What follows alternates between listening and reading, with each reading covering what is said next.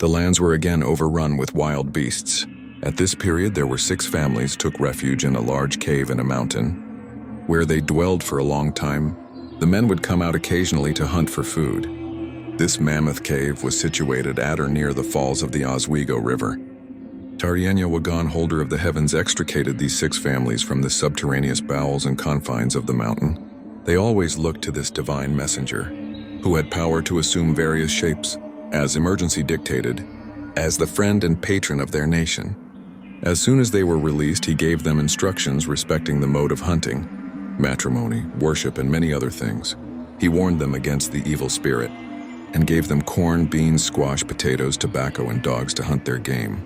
He bid them go toward the rising of the sun, and he personally guided them until they came to a river, which they named Yehnonanachi, that is, going around a mountain. Now Mohawk, they went down the bank of the river and came to where it discharges into a great river, running towards the midway sun. They named it Skaane Tati, that is beyond the pineries now Hudson, and went down the banks of the river and touched the bank of the great water.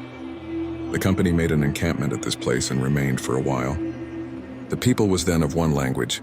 Some of them went on the banks of the great waters, towards the midway sun, and never returned. But the company that remained at the camp returned as they came along the bank of the river, under the direction of Taryenyawagan, holder of the heavens. This company were a particular body, which called themselves of one household. Of these there were 6 families, and they entered into an agreement to preserve the chain of alliance which should not be extinguished under any circumstance. The company advanced some distance up the river of Sconatati, Hudson. The holder of the heavens directed the first family to make their residence near the bank of the river, and the family was named Teharaja, that is, a speech divided now Mohawk. Their language soon changed. The company then turned and went towards the sun setting, and traveled about 2 days and a half, then came to a creek, which was named Kauna Tauteru, that is, Pinaries.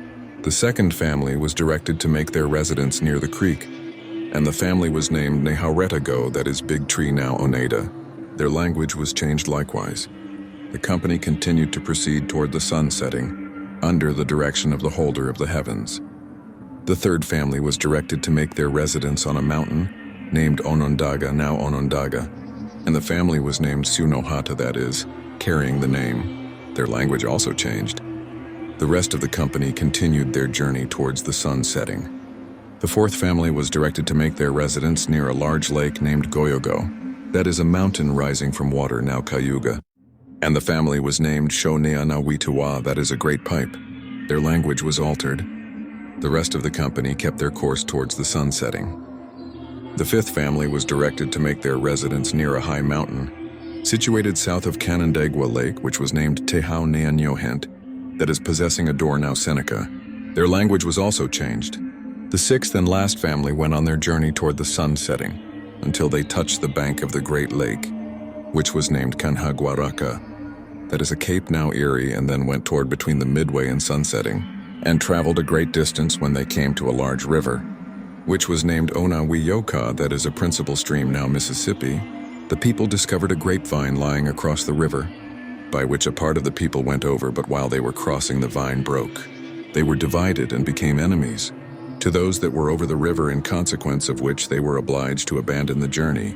Those that went over the river were finally lost and forgotten from the memory of those that remained on the eastern banks. Taryenyawago, the holder of the heavens, who was the patron of the 5 home bands, did not fail in this crisis to direct them their way also. He instructed those on the eastern bank the art of the bow and arrows, to use for game and in time of danger. After giving them suitable instructions, he guided their footsteps in their journeys south and east, until they had crossed the Allegheny Mountains, and with some wanderings they finally reached the shores of the sea, on the coast which is now called the Carolinas. By this time their language was changed. They were directed to fix their residence on the banks of the Gautano, that is, Pine in the Water, now Neuse River, in North Carolina.